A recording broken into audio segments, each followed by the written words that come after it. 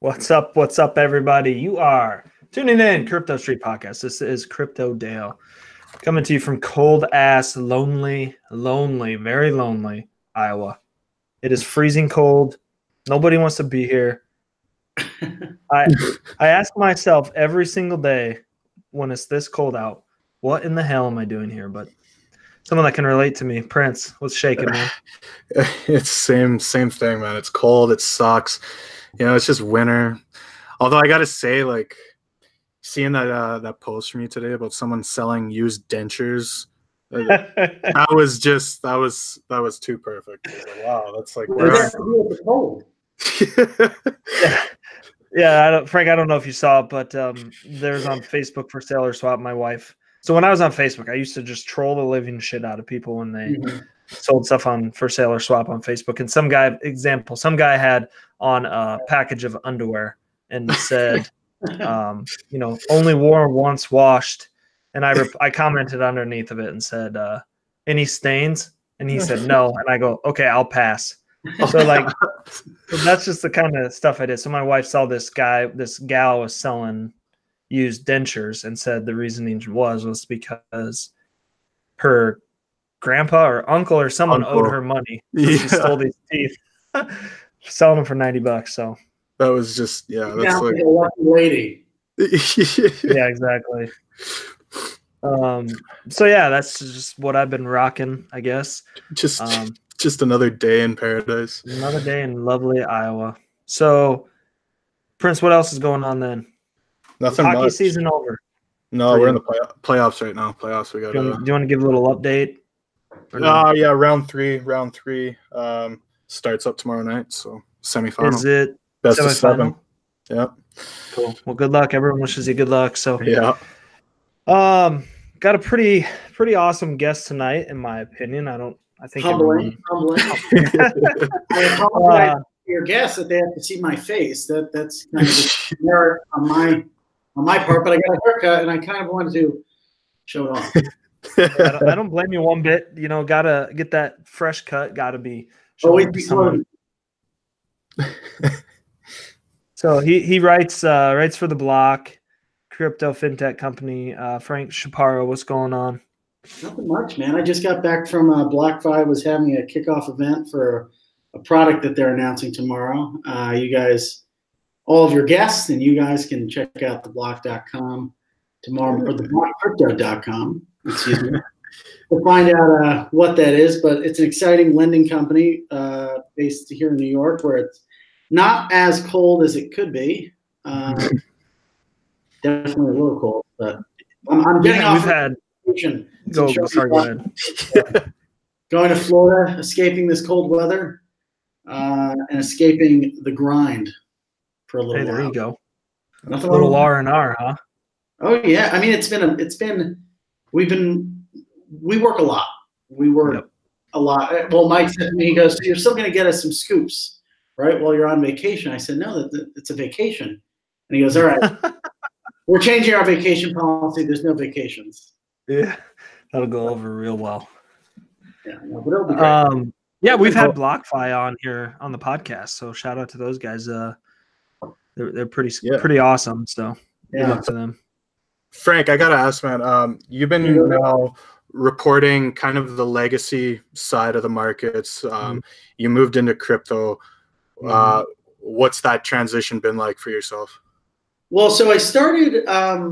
When I was at Business Insider, just covering regular markets, if Macy's stock went up 2%, I'd get on it and do a 200-word post or something. And then I kind of wiggled my way into the fintech stuff, covering companies like Betterment or Wealthfront or Acorns.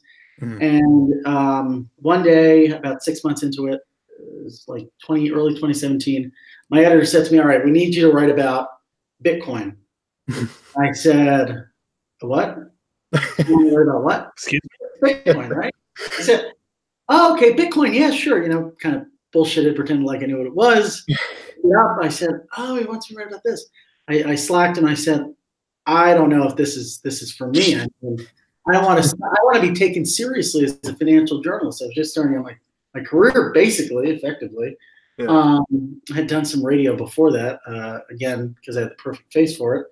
Um, and so I basically said, it doesn't seem like a serious thing. And the response was, in response to my youthful hubris, well, you're going to write about it anyway, because this is what your job is. You write about. And it was great. I kind of got my bearings, going to events and conferences and talking to people, but mostly through Twitter, which was really unique compared to, basically working with companies to learn about what they were working on through interviews and such. But Twitter became pivotal to learning about the space when I first started covering it, which kind of threw some folks off. When I was at Business Insider, like I would come down and be like, I think I got a great story, and they would say, well who told you? And I said, this guy Crypto Bart Simpson. He's got this scoop that I think I should chase.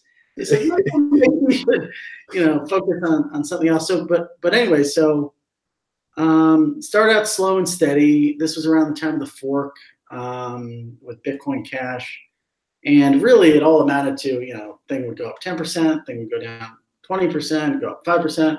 That was the extent really of what I was writing and kind of guessing along the way. And I remember getting so much flack on Twitter, if China did something, and so my story would be China did something, so Bitcoin's down, and people would, you're a fucking idiot, you don't know what you're talking about.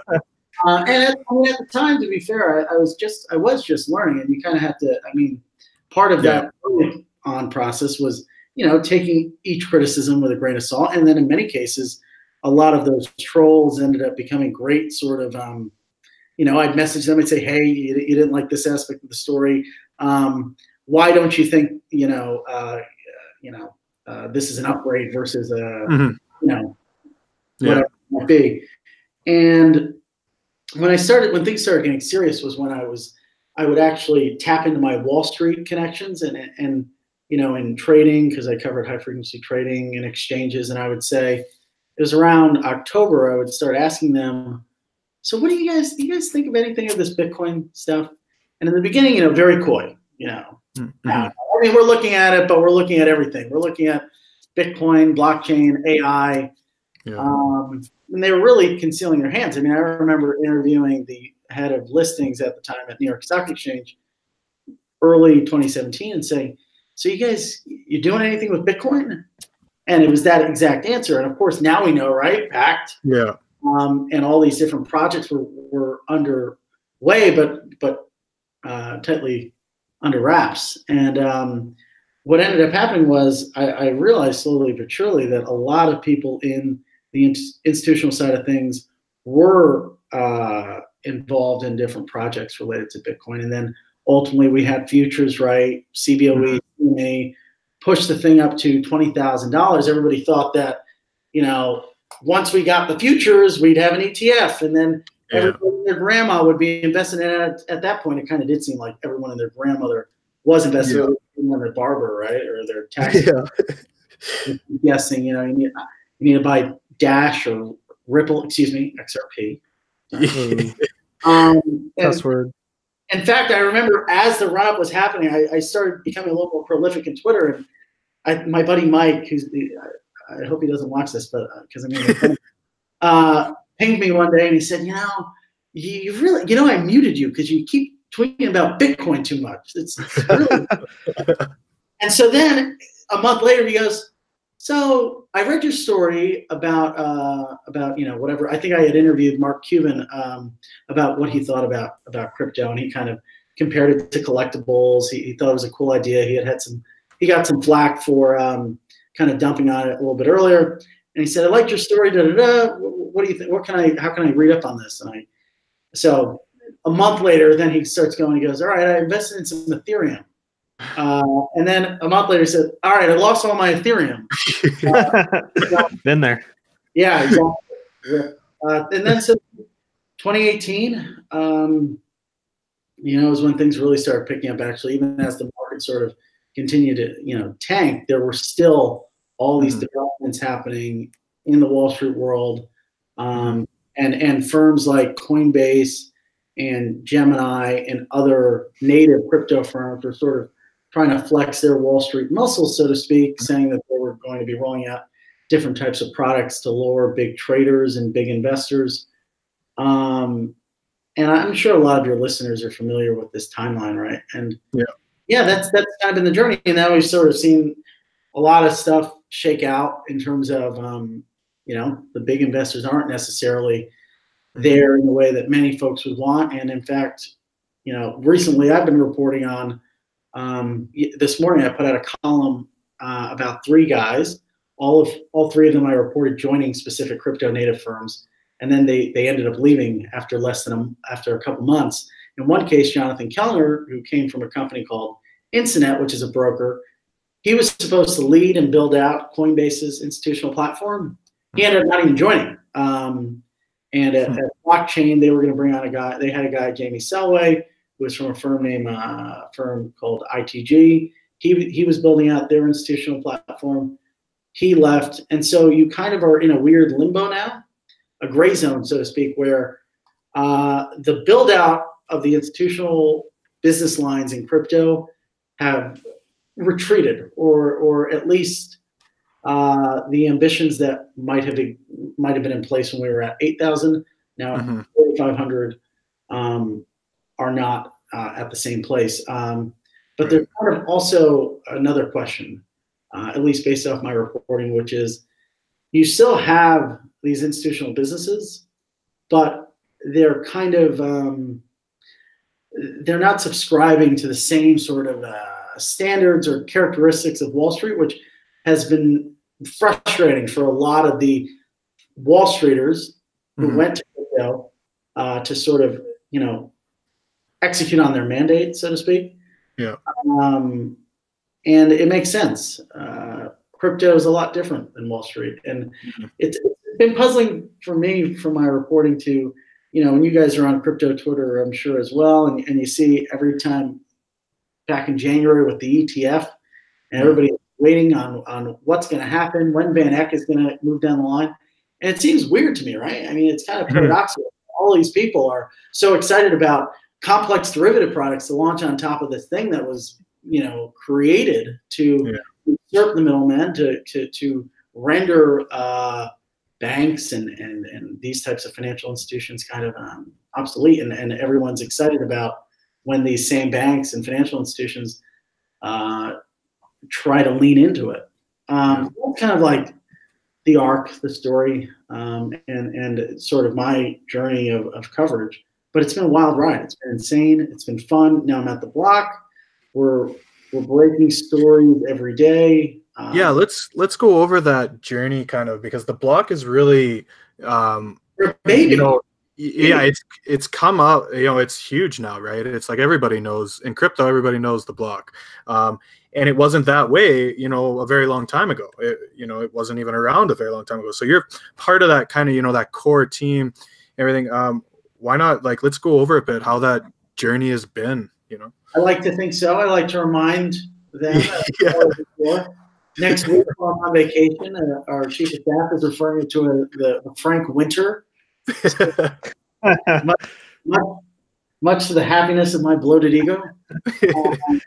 But yeah, it's much to the credit of the people that are on the team. Really, I'm just a small fraction of the genius behind the scenes. A very, very small fraction. You have Larry Cermak, our head analyst, who's over in Germany, and you have Steven Zeng, our head of research here, building these incredible maps that outline the industry and complement the research, and he's putting out his own research reports in addition to the breaking news that I'm doing, and it just the list goes on in terms of who we have really putting out.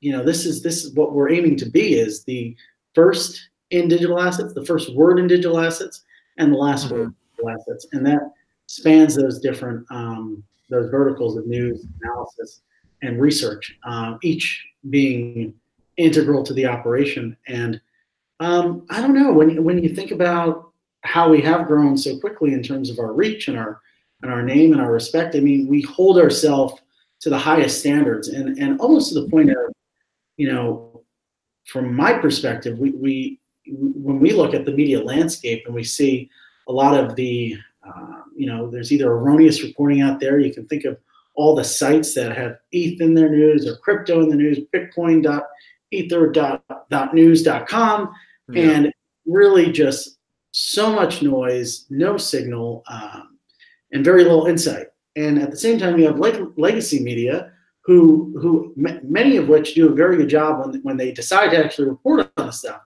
You know, not to pick on Bloomberg, and I think that they do great work and they have great reporters. But if you look at the last 15 stories over the past 2 weeks, they cover really just two topics: Quadriga and JP Morgan coin.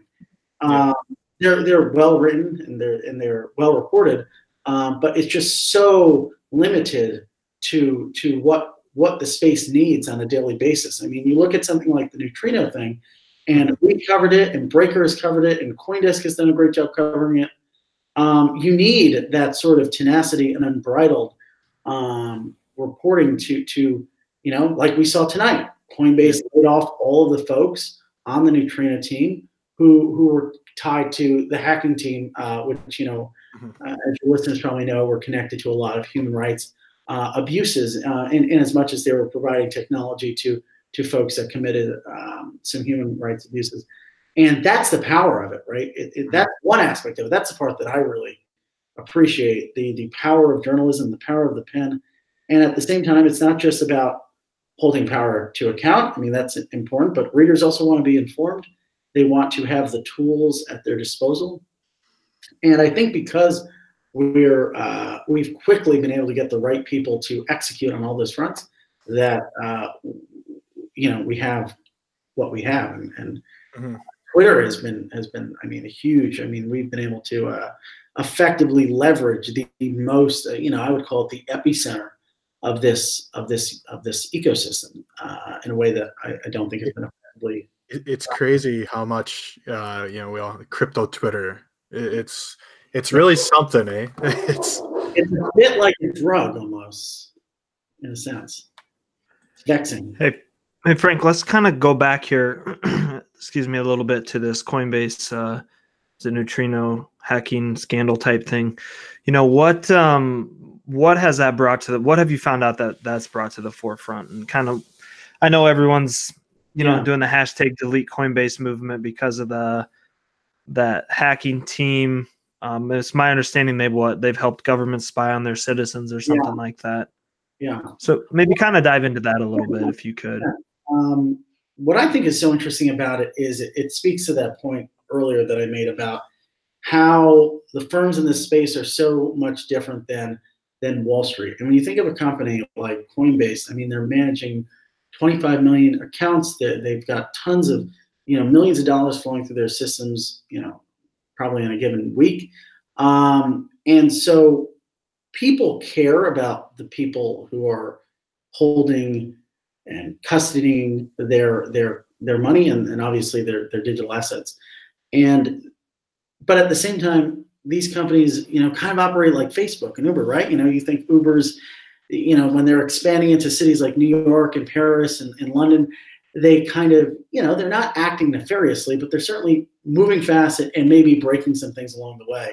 And I think that this is a key example of that. The fact, and I didn't really dive into what Brian Armstrong put out tonight, but I think there was a point where he mentioned, you know, we didn't effectively do our due diligence enough. And, you know, that's kind of says a lot about maybe how they're moving a little bit too fast. And they're not alone in that, for sure. Yep, for sure. That's what we said of any tech company. But yes, that's something that's kind of hard. You think they pick up on that, right? And that's what's spurring all this vitriol on Twitter, is because to many people, this is an egregious oversight. And it's fine if it's a company like not even a Facebook. I mean, you've seen, you know, the backlash against their sort of somewhat irresponsible behavior. But if an Uber is sort of kind of bending the rules or moving a little too quickly, or a Tesla, you know, it's kind of like, all right, that's just, you know, an automobile ride sharing app. It doesn't really matter. But this is people's money, right? People have a lot of money in this space, and so it makes sense to me that there's a lot of folks that are upset. What do you guys think? I mean, to me, you know, I kind of agree with what you're saying, and I think Coinbase there for a while kind of had a monopoly on a lot of people, and I still, you know, don't know how, like, when we get this bull run and we get a flow of new investors, I think Coinbase will probably still be their go-to source to buy Bitcoin or, you know, whatever avenue they want to venture down, whether that's Ripple, all those stuff, just because I think it's so easy for them to get on that front. I do think their image is going to be tarnished with veterans of within the crypto industry, you know, the space. With everyone here is all about you know, decentralization, and they have this company that hired, you know, that governments hire to spy on their citizens. I think that's kind of everything opposite that this space stands for, in my opinion. So I think it's gonna hurt them within, you know, the it is kind of interesting to think about, because now you think about it, and you're right, where a lot of the people who've been here for a long time, you know, it leaves a bad taste in your mouth. It's not really something you like to see, not really something you stand for.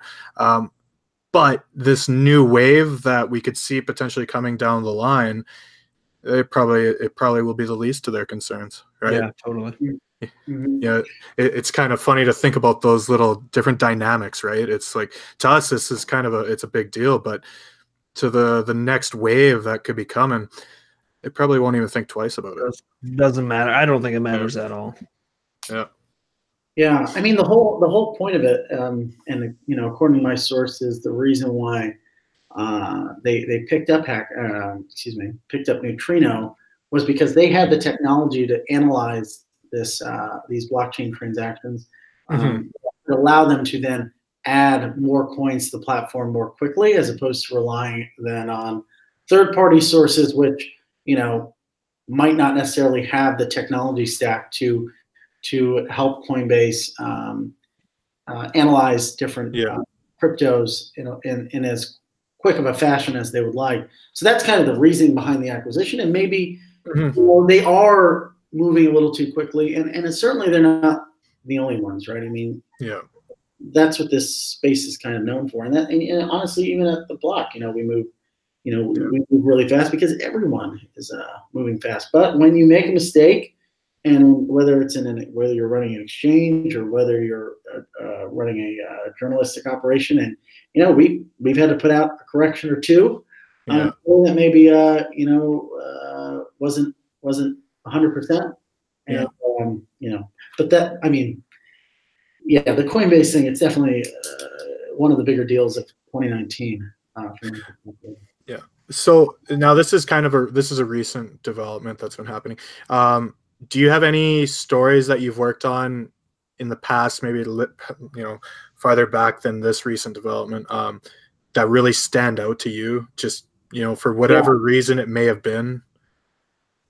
Oh yeah, I mean, I've written probably too many stories. Many stand out.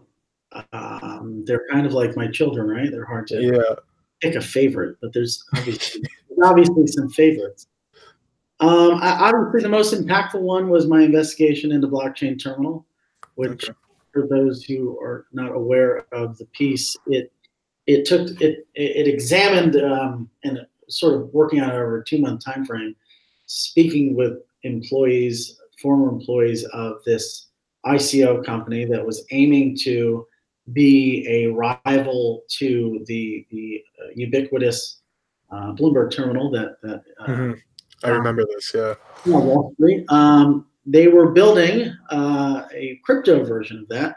They had partnerships with FactSet, which is a massive $7 million Wall Street firm.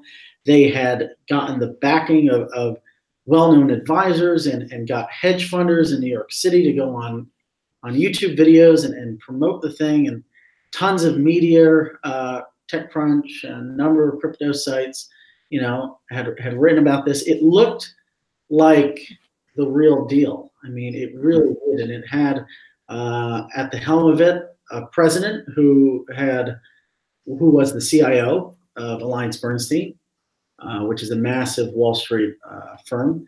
The real guy in charge, which my reporting revealed, was a man who had come from Canada, ran an $800 million fund that sort of was shut as a result of various types of fraud.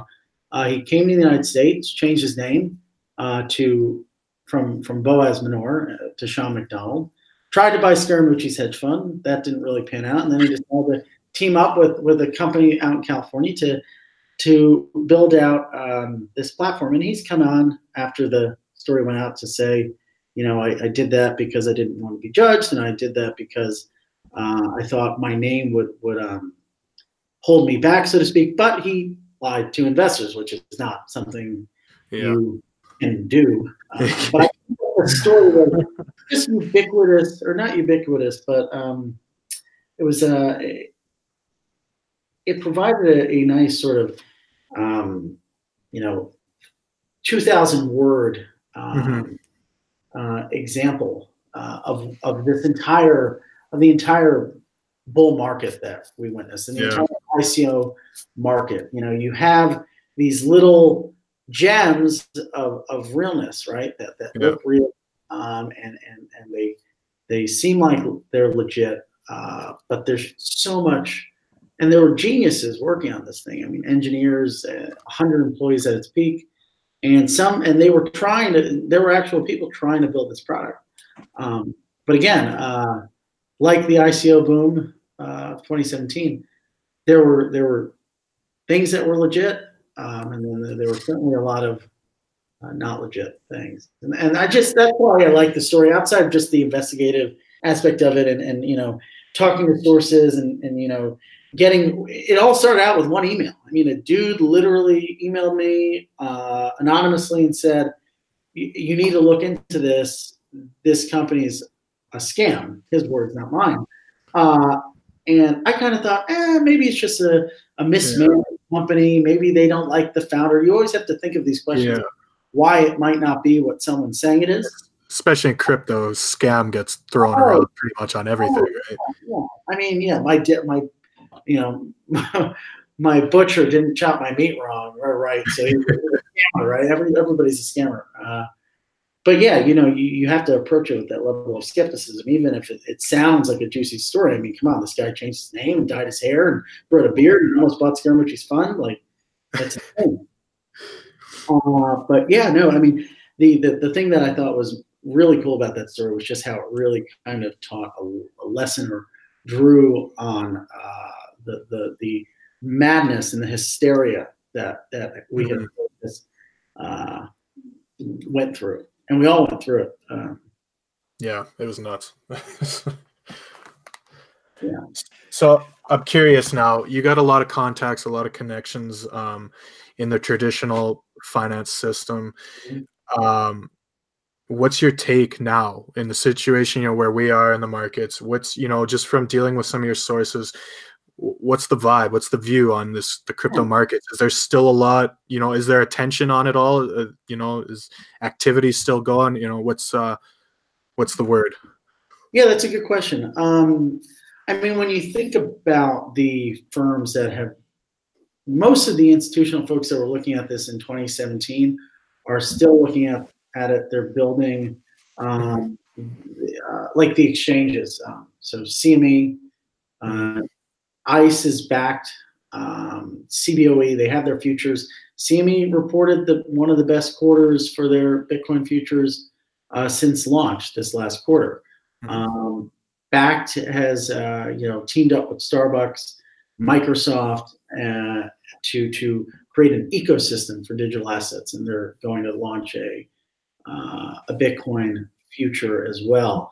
Fidelity, right? It has their business that's going to service at first a pilot of certain clients, which they will custody digital assets for and help them execute their trades. You have Tagomi today, which announced an additional funding round from Pantera and Paradigm. They're a broker that is trying to make it easier to navigate the market and develop the market structure of the space. And so the building is still happening in many respects. you see still a lot of big fundraisers and big rounds, I think. And for firms that are well capitalized and that have the backing, especially large ones that can pour money into it, that have, like a Fidelity, for instance, or an ICE, that's fine. You are seeing some trouble though at the same time. I mean, I reported recently on Metastable where 2 of their partners had left the firm. That's definitely not a good sign. I reported on 2 OTC desks, one based in Chicago, CMT Digital, had laid off over 10 of their employees in the trading unit, and another firm, Kinetic Capital, which is an OTC advisory firm, had shut down their OTC desk, and obviously volumes are down, and so there are. I mean, it's a deep bear market, and so. While there is some building, while there is some layoffs, and the big investors are still sitting on the sidelines, you're not seeing massive hedge funds even they're thinking about it, they're curious about it. It's a long-winded answer, but the bottom line is it's not black or white at all. It's not that 6 months from now all the money's going to be in. Or 6 months from now, everyone's going to be fired, and we're going to have to, figure out a new bubble to create, so to speak, whether it's seashells or something. And Japan's promising too. If you look at a lot of the developments there, I mean, that's a market that's looking to ramp up. So.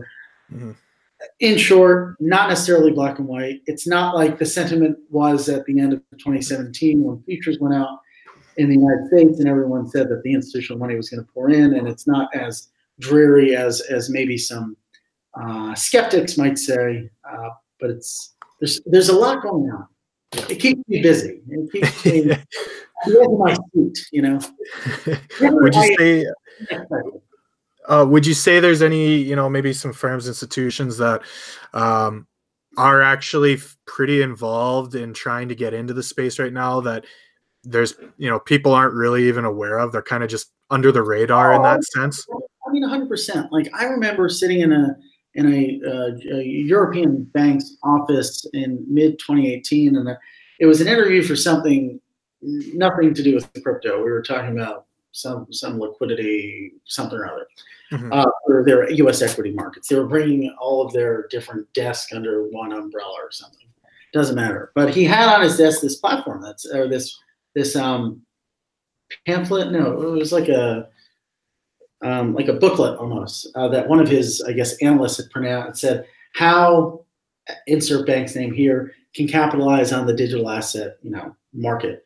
And this was a really senior guy, like one of the top market structure folks at this bank who, had one of his, junior direct reports work on this report for, however many weeks it was. And so that was never reported on. I never reported on that. It's not a huge story, but everyone is looking at this space and thinking about where the technology can be implemented. And I mean, your point is right. Even if you don't see it, there are still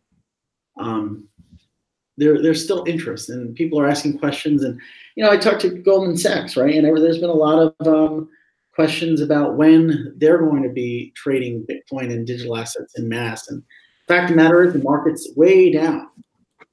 Custody moved up their list of priorities, but when I talk to their guys about where that is, they're still 6 months out from speaking to their regulators. Or maybe now it's 4 or 5 months, but that was the timeline I had earlier this year. And they're frank. They're very blunt, and they say, at this point, our clients just want to learn about this thing. They're just asking questions. They're not ready to trade necessarily, and that's one, because it's so early, and two, because this market just doesn't look like what traditional markets look like, even as something as simple as fees, right? I mean, fees to trade on exchanges in crypto are astronomical compared to U.S. equity markets, and there's not the same sort of market participants that could facilitate trading in a way that would be comfortable for any sort of serious investor.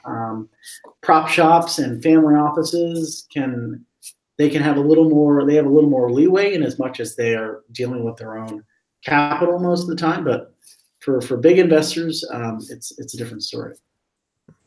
Frank, give us the craziest thing that you've had happen to you while covering a story for something related to crypto.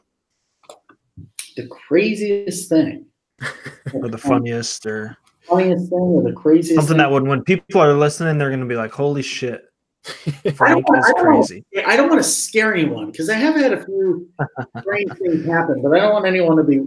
I don't want to freak anybody out, especially if my mother's watching. Okay, I retract that question. We're good. I don't think she is. I don't think she is. I don't give my phone number out because sometimes when I do, I get weird messages. So I frequently change my phone number. One evening, someone texted me and they said, "You write about people leaving this firm a lot." I said, "Hey, who's this?" No, excuse me. He said, "You write about people joining this firm a lot, but you don't write about who leaves." I said, "Okay, who's this?" I'm leaving this firm." "Okay, who is this?" "I'm not happy with this firm." "Okay, who are you? How'd you get my number?" "It's not that hard to get." Maybe it was my roommate playing a prank on me. I have no idea. After that, I was on the phone with the phone company. I said, "Listen, we got to change my number yesterday, please." ASAP. So now I kind of feel like a prick whenever I'm out and about and people ask for my number. I go, "Yeah, no, I just don't." Send me a DM on Twitter, please. Yeah, exactly. DM me on Twitter. That's the best way to get a hold of me. I'll probably be getting creepy messages as a result of that on Twitter tonight. That's fine. Last question. In your opinion, Frank, what do you think needs to happen within the crypto space to really propel it to that next level? Yeah. Well, I mean, it's really less about an ETF or a new derivative, and more about having projects that can really engage with ordinary folks from a user interface perspective. Sure. That's the golden egg that needs to. I'm going to mix up a metaphor probably, which I'm prone to do all the time. That's the golden egg that we need to crack, so to speak. And once we get that, once we have a product, right, that is created in a way that, you're out in Iowa, right? That people in Iowa can understand. No offense to Iowans. Hey, you better tread the thin line here, buddy. Yeah, exactly. Just kidding. You're anti-May, so to speak. Yeah, the teeth buyer. Exactly. And that's the thing that needs to happen. And hopefully, that will drive the market forward, in my opinion. Sure. Cool. Well, that's. Oh, go ahead. Sorry. No, nothing. Just say thank you. Yeah, that's all we've got. Thanks for being on, Frank. Very informative. Had a good side of the aisle that we don't really see very often. So cool. No beef with Iowans. That's what I like to hear. Even better. You guys can find him out on Twitter, fintech Frank at fintech Frank. Sorry, check him out. Good dude. We're very thankful for you coming on. Keep doing things the great things at the block. Thanks. Enjoy your vacation next week. I shall. For Prince Killer and myself, Killer, I forgot to mention at the beginning, he is just getting back from a little vacation, so couldn't join us tonight. Flight got in late. So we again just want to thank everybody for listening all the time. Subscribe. Appreciate all the help. Tip the waitress. Hootsies for the boys. Thanks everyone again. Take care. We'll peace out. Sure. Thanks, guys. Thank you.